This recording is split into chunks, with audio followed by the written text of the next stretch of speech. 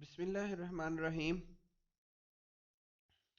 Basic concept lecture 5 topic जो हमने आज पढ़ने हैं वो है स्टिशियोमेट्री, लिमिटिंग रिएक्टेंट और यील्ड।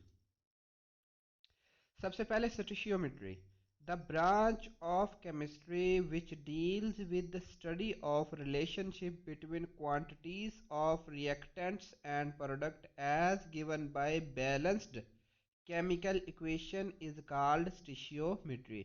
स्टिशियोमेट्री केमिस्ट्री की एक ऐसी ब्रांच है जो कि रिएक्टेंट्स और प्रोडक्ट की क्वांटिटीज को डिस्कस करती है, इनके बारे में रिलेशनशिप बताती है। कब? जब इक्वेशन बैलेंस हो। जैसा कि अब इस इक्वेशन को देखें तो इसको हमने बैलेंस कैसे किया।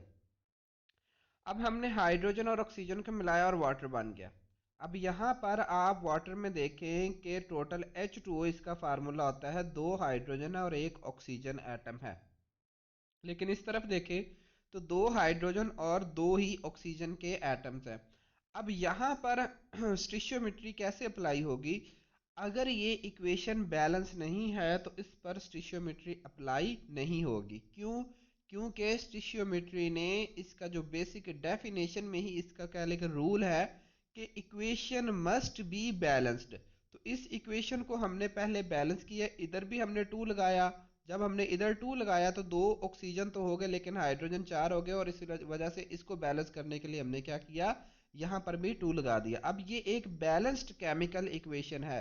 अब इस बैलेंस्ड केमिकल इक्वेशन की जो स्टडी करेंगे वो हम स्टिशियोमेट्रिकली कर सकते हैं कि हम रिएक्टेंट और प्रोडक्ट की जो वैल्यूज है, जो रिएक्टेंट और प्रोडक्ट में रिलेशनशिप है, वो आसानी के साथ अब हम स्टडी कर सकते हैं।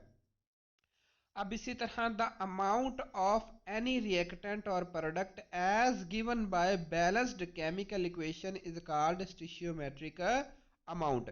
किसी भी जो रिएक्टेंट या प्रोडक्ट की अमाउंट अगर इक्वेशन बैलेंस है, स्टिशियोमेट्री अप्लाई हो रही है, तो रिएक्टेंट्स या प्रोडक्ट की जो अमाउंट्स होती है उस वक्त उनको हम कहते होते हैं स्टिशियोमेट्रिक अमाउंट्स। अजम्पशन कि जब हमने स्टिशियोमेट्री स्टडी करनी है तो हमने दो चीजें अज्यूम करनी है। एक है reactants are completely converted into product, कि एक तो ये कि सारे का सारा जो रिएक्टेंट है वो प्रोडक्ट में चेंज हो गया। दूसरा, नो साइड रिएक्शन अकर्स, यानी कि कोई भी रिवर्सिबल रिएक्शन नहीं होता। साइड रिएक्शन मतलब जो एक साइड चल रहे हो from reactant to product, irreversible. और दूसरा, हमने जो साइड रिएक्शंस होते हैं जो कि रिवर्सिबल हो सकते हैं, तो ऐसा कोई रिएक्शन नहीं होना चाहिए बल्कि एक तरफा ही रिएक्शन होना चाहिए। अब फॉर कैलकुलेशन, जब हम स्टिशियोमेट्री कैलकुलेशन कर रहे होते हैं तो दो लॉ जो हमने फॉलो करने होते हैं, law of conservation of mass and law of definite proportions. अब law of conservation of mass क्या कहता है कि mass can neither be created nor destroyed in a chemical reaction, कि जब आप एक केमिकल रिएक्शन करवा रहे होते हैं तो ना तो जो है वो मास क्रिएट होगा और ना ही मास डिस्ट्रॉय होगा।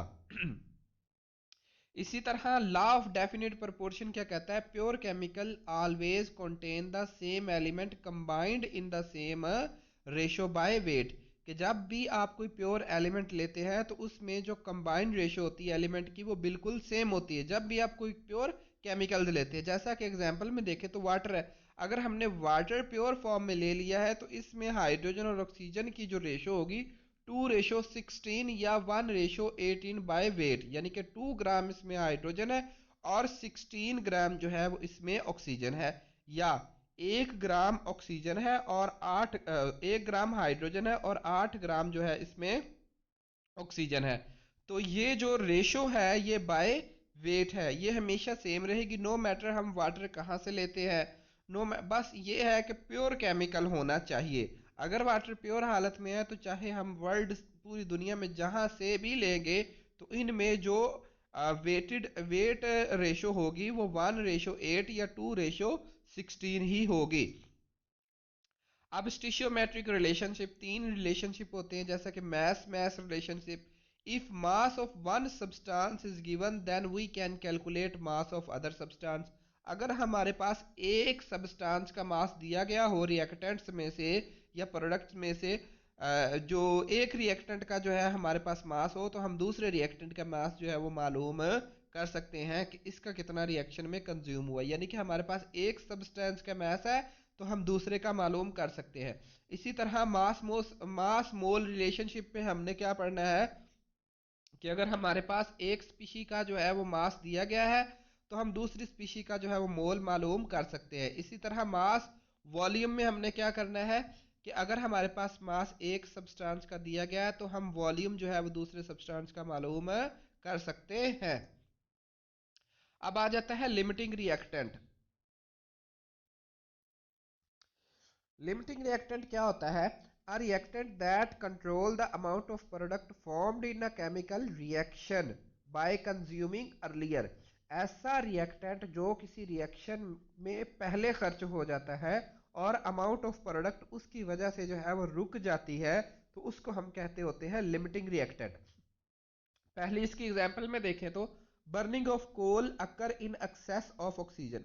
अब यहाँ पे हम जब कोयला जो है वो हवा में जलाते हैं, ऑक्सीजन की मौजूदगी में जलाया जाता है, तो कोयला पहले कंज्यूम हो जाता है।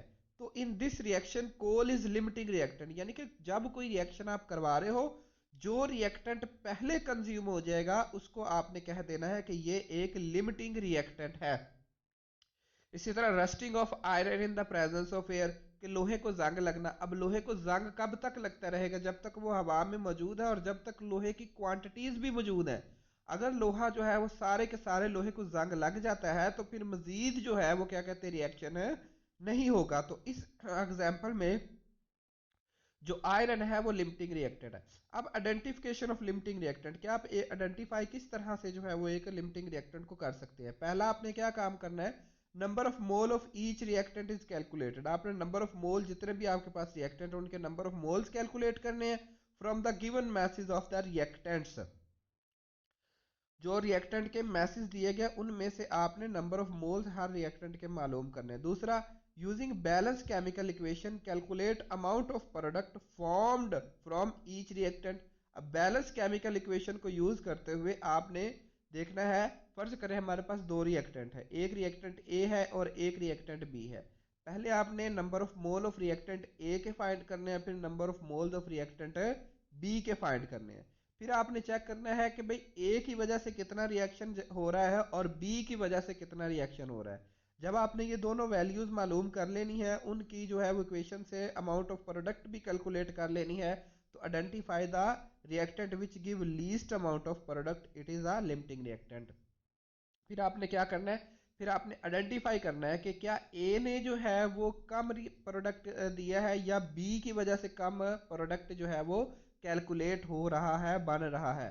तो अगर ए की वजह से कम बन रहा है तो इसका मतलब ये है कि डेफिनेशन के मुताबिक क्या है कि जो चीज पहले रिएक्शन में खर्च हो जाती, तो इसका मतलब ए पहले रिएक्शन में खर्च हो रहा है, तो इस वजह से ए जो है वो आपका लिमिटिंग रिएक्टेंट होगा। अब नेक्स्ट है यील्ड। यील्ड क्या होती है? इसको जो है वो हम कह सकते हैं उर्दू में जो वो हासिलात या पैदावार। तो the amount of product formed in a chemical reaction is called yield. जब कोई आप केमिकल रिएक्शन कहला करते हैं तो उस वक्त जो है वो प्रोडक्ट आपके पास फॉर्म्ड होता है उसको आप कहते हैं यील्ड। यील्ड जो है वो दो तरह की हो सकती है, थ्योरेटिकल यील्ड और एक्चुअल यील्ड। अब थ्योरेटिकल यील्ड क्या है? The amount of product calculated from balance chemical equation, कि जिसको आपने सिर्फ बैलेंस केमिकल इक्वेशन को यूज करते हुए बताना है कि भाई इस रिएक्शन की इतनी यील्ड होगी। अभी आपने कोई एक्सपेरिमेंट नहीं किया, अभी आप उसको बना नहीं रहे, सिर्फ कैलकुलेशन की है आपने, तो इस वजह से इसको हम क्या कहते हैं, थ्योरेटिकल यील्ड। एक्चुअल यील्ड क्या है? The amount of product actually obtain in a chemical reaction, कि जब आप एक केमिकल रिएक्शन करते हैं तो उसके बाद जो है वो आपके पास एक एक्चुअल यील्ड आएगी, जो आपको प्रोडक्ट मिलता है उसको आपने कहना है एक्चुअल यील्ड। अब एक पॉइंट आपने जहन में रखना है कि जो एक्चुअल यील्ड होती है वो always less than theoretical yield. ये हमेशा जो है वो एक्चुअल यील्ड थ्योरेटिकल यील्ड से कम होती है। अब percentage yield, a chemist is usually interested in the efficiency of a reaction। Efficiency reaction की क्या होती है कि आपने कितना प्रोडक्ट हासिल किया है, मतलब एफिशिएंसी थ्योरेटिकल पे डिपेंड नहीं करती, बल्कि आपने परसेंटेज निकालनी है। अभी थ्योरेटिकली तो कंपाउंड 100% बनना चाहिए था, लेकिन एक्चुअली हमारे पास कितने परसेंट कंपाउंड बना है, 90 बना है, 80 बना है, 70 बना है, कितना बना है? तो परसेंटेज ऑफ यील्ड आपने कैलकुलेट करना है actual yield of product over theoretical yield of product multiply by 100। अब why actual yield is less than theoretical yield, कि क्यों जो है वो एक्चुअल यील्ड कम होती है जबकि थ्योरेटिकल यील्ड ज्यादा होती है? अब इसके कुछ रीजंस है। Inexperience worker waste a significant amount of product के, अगर अगर जो है वो कोई जो डीलिंग कर रहा है रिएक्टेंट्स और प्रोडक्ट के साथ, कोई रिएक्शन करवा के, अगर उसके पास इतना एक्सपीरियंस नहीं है तो वो हो सकता है कि बहुत ज़्यादा जो है वो अमाउंट ऑफ प्रोडक्ट उससे वेस्ट हो जाए। The reversible reaction are never completed, और अगर रिवर्सिबल रिएक्शन है तो फिर तो आप कभी भी 100% जो है वो प्रोडक्ट हासिल नहीं कर सकते, क्योंकि वो कभी रिएक्शन कंप्लीट ही नहीं होते। रिवर्सिबल रिएक्शन क्या होता है? जितना रिएक्शन फॉरवर्ड जाए उतना रिएक्शन बैकवर्ड। प्रोडक्ट में be lost during processes like filtration, separation by sublimation, washing और क्रिस्टलाइजेशन। ये सारे सारे जो है वो प्योरिफिकेशन के मेथड है, कि जब आपने एक प्रोडक्ट हासिल कर लिया, अब आप उसे प्योरीफाई करना चाहते हैं, तो उस वक्त ये सारे प्रोसीजर आपने अपनाने होते हैं, और हो सकता है कि इन प्रोसीजर के जरिए जो है वो कुछ प्रोडक्ट आप लॉस कर जाए। जजाकल्ला। अगर आपको लेक्चर अच्छा लगा हो तो प्लीज़